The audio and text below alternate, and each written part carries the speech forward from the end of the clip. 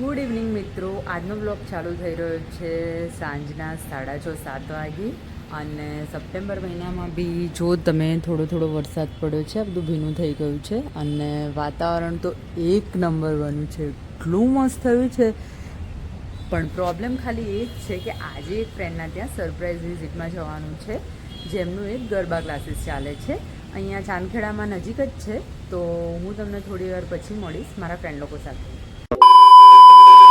આજે મારી પાસે એક્ટિવા નથી તો મેં ઓટો લઈ લીધી છે અને હું જઈ રહી છું દેશી ઠાઠ કરીને એક રેસ્ટોરન્ટ છે ત્યાં જવા માટે.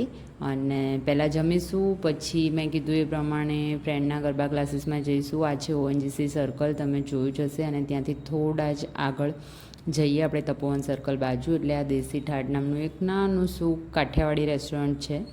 અને મારી ફ્રેન્ડ અંદર વેઇટ કરતી જ હતી અને આ જો તમે લોકેશન બતાવી દો, એકદમ નાનું શું છે પણ એકદમ સારું હતું, ફૂડ બી સારું હતું.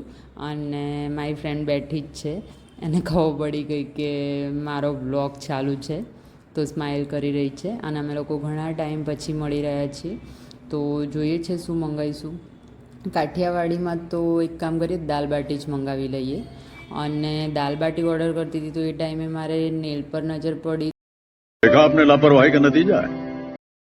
મારો નેલ ત્યારે જ તૂટી ગયો હતો. જવા દો હવે જે થયું એ. અને અમારું જમવાનું આવી ગયું હતું, દાલ બાટી. અમે પહેલાં સિંગલ દાલ બાટી મંગાવી હતી, પછી મને બાટી જોઈને થયું કે બે વચ્ચે તો નહીં જ ચાલી રહે, તો અમે ફરીથી પણ રિપીટમાં દાલ બાટી જ મંગાવી હતી. અને જો આ રીતે ઘી પહેલાં ચૂરમો કરી નાખ્યો હતો અને એમાં ઘી નાખીને ખાવાની તો એક અલગ જ મજા હોય છે. તો ચલો ફટાફટ જમીને તમને મળીએ છીએ.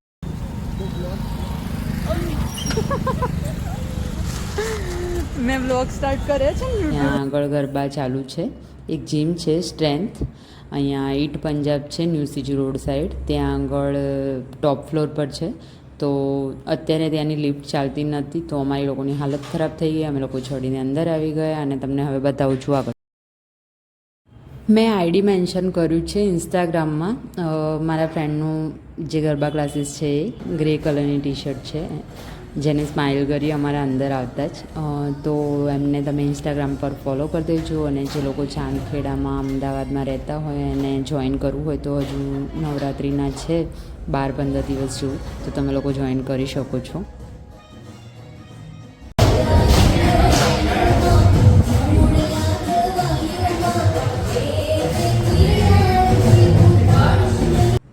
હવે અમે લોકોએ પણ વિચાર્યું કે અમે લોકો પણ થોડા સ્ટેપ શીખી લઈએ, પણ એક ક્લિપ મારે શૂટ કરવાની રહી ગઈ છે. અને જો આ છે મારું આઉટફિટ, જે મેં મારા મમ્મીના સાડીમાંથી કરાવ્યું હતું.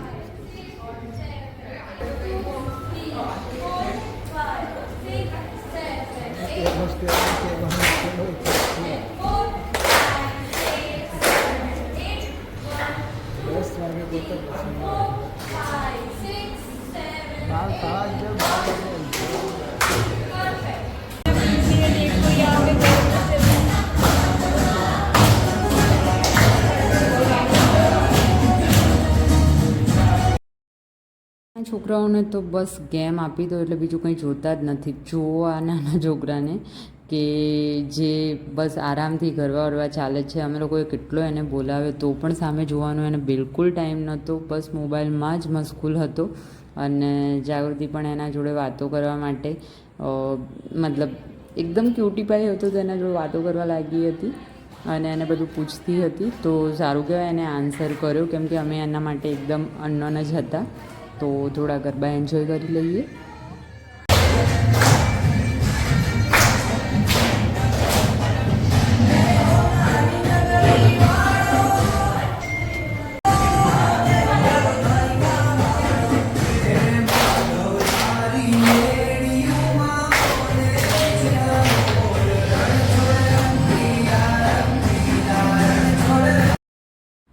અમદાવાદીઓ અને ગરબા ના હોય એવું તો બને જ નહીં.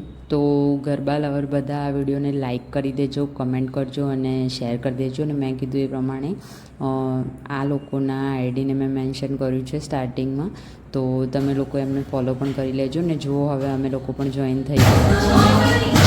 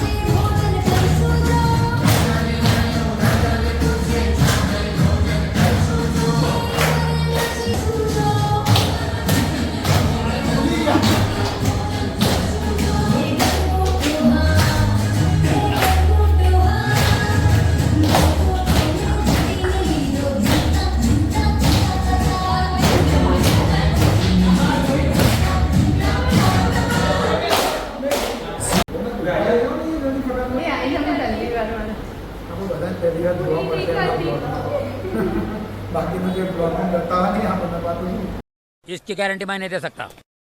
તો 10 વાગી ગયા હતા અને અમે લોકો નીચે આવી ગયા હતા. જો તમને બહારથી પણ બતાવી દો એટલે તમને એક્ઝેક્ટ આઈડિયા આવી જાય. ઉપર છે સ્ટ્રેન્થ, અહીંયા બહુ થોડું અંધારું છે તો તમે લોકો થોડું એડજસ્ટ કરી લેજો. અહીંયા મિર્ચ મસાલા છે, એ જ કોમ્પ્લેક્સમાં સૌથી ઉપર છે સ્ટ્રેન્થ જીમ, એની અંદર જ ગરબા ક્લાસીસ ચાલે છે. અને હું નથી લાવી એક્ટિવા, તમને સ્ટાર્ટિંગમાં જ કીધું હતું. તો આ ફ્રેન્ડ છે ખુશ્બુ, એ મને ઘર સુધી ડ્રોપ કરવા માટે આવી રહ્યા છે. અને અહીંયા મારો બ્લોગ પૂરો કરું છું. ગમે તો લાઈક, શેર અને સબસ્ક્રાઈબ કરજો.